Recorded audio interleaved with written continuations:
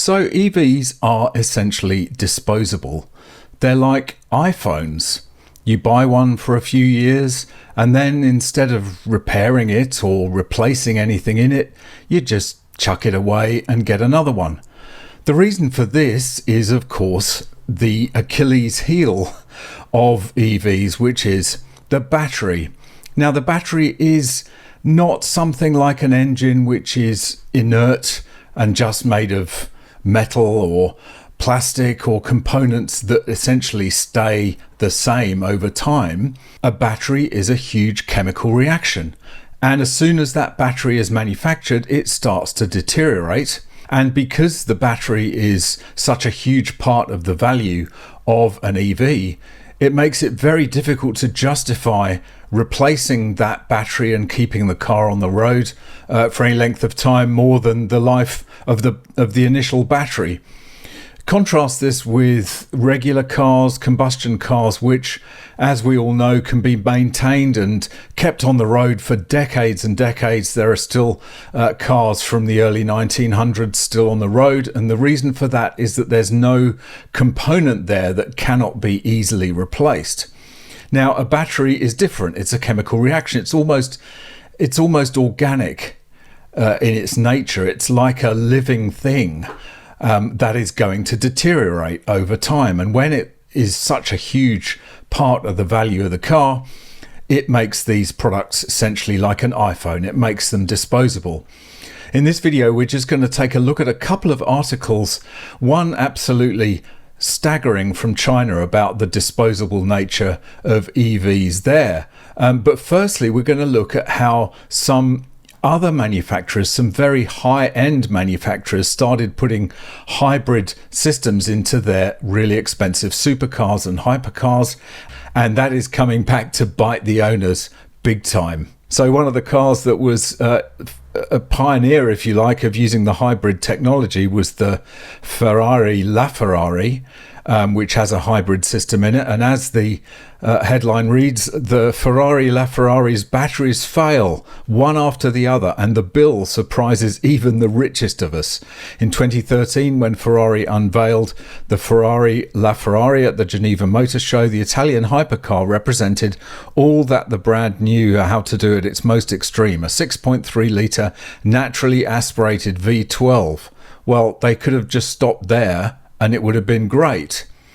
But no, they had to put a hybrid system in as well, inspired by Formula One, 963 horsepower, only 499 units produced, and already the promise of a future collector's item. No, it will never be a collector's item, and we'll see why.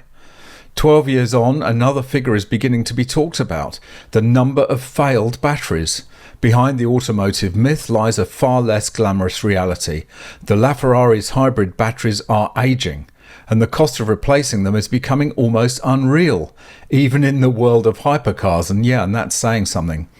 From €180,000 to €320,000, the bill soars. I mean, this is absolutely unbelievable that a component that is only going to last 10 years is going to cost that much to replace.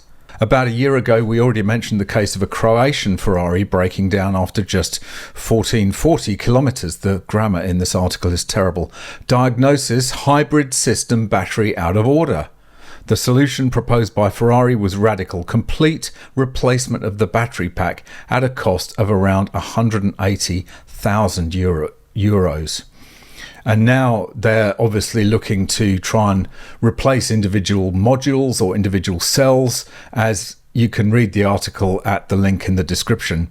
But it's absolutely terrible that you'd spend this much money, hundreds of thousands of dollars, perhaps into the millions of dollars on a hypercar like this, and basically it loses its collectible nature because of the hybrid battery. I mean, what would you rather buy? A LaFerrari which has a hybrid battery that's going to need replacing every 10 years and you might not be able to get it in 20-30 years time, or you buy something from the 1980s or 1990s which is purely mechanical, and that you're always going to be able to repair that car. You can fabricate the parts, you can you can get spares, but finding a battery in 50 years time for this car is going to be impossible. And other manufacturers have done the same. Porsche, I think the 918 Spider has a hybrid system. The McLaren P1 also has a hybrid system. None of these cars with batteries are going to be anywhere near as collectible as the pure mechanical ones, simply for that reason, because of the battery. And you just scale this up to Chinese EVs, which are also being basically treated as disposable items. So this article here is from the German, so the formatting is a bit all over the place, but the basic message is clear. Disposable car from China. Are we threatened, meaning Europe, by this trend? After 3 years, scrap. This is how extreme China's disposable car trend is. Electric cars lose value so quickly in China that they are disposed of after a few years. Are we now threatened by the disposable car? Answer, yes we are, because EVs are essentially disposable. Cars are becoming more and more expensive and better. No wonder that the average age of vehicles on German roads is more than 10 years. And the reason for that, and the reason that the age of cars is actually increasing, is because people are taking my advice and hanging on to their petrol and combustion cars and just making sure they're completely well maintained and they keep going forever. In China, the trend is going in a completely different direction. The disposable car seems to be only a matter of time because hardly anyone wants older electric models there. Single-use trends are nothing new and have long since taken hold of the fashion industry or electronic consumer goods in recent years. Since the car is little more than a smartphone on wheels for many Chinese, the land of unlimited automotive opportunities has long been preparing for the disposable car. The trend is also likely to have an impact on the car market in Europe and thus on Germany in the medium to long term. Those who can afford it in China buy a car, so far mostly paid in cash because leasing or financing hardly plays a role, especially for private customers. And if you're going to have a car, then please get a new one. Used cars do not enjoy a high reputation in China. They are considered old and are usually only bought by those who cannot afford anything else. The price pressure on the new car market is taking on ever greater forms, and the cutthroat competition between currently more than 140 car brands, that won't last for long, is more intense than ever. Nothing works without low prices and constantly new models. The framework conditions are massively different from those in Europe.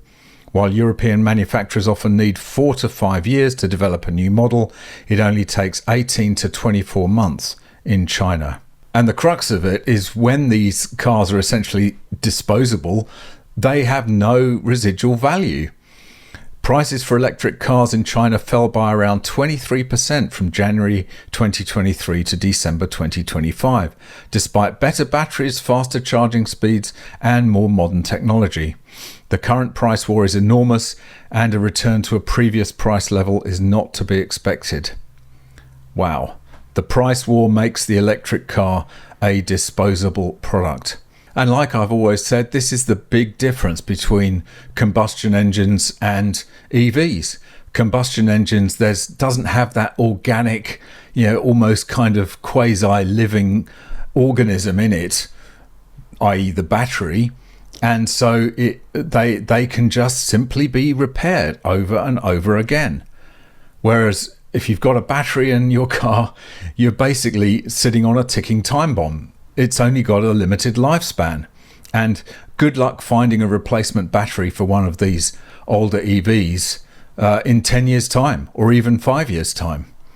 And as it correctly says, while combustion engines are often used for a long time, and many older models continue to be on the roads of metropolises such as Shanghai, Beijing or Wuhan, the situation is different with electric cars. Since there is no functioning used car market for so-called new energy vehicles, NEVs, many vehicles are sorted out, chucked out, I think, after just 3 to 5 years, in some cases even earlier.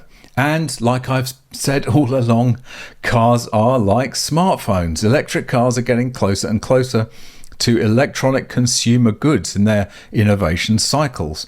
Around 140 new models are launched on the market every year. At the same time, prices continue to fall, which means that many manufacturers are making losses. It's absolutely shocking, and this is the worst part, because EVs were supposed to be the environmentally friendly option.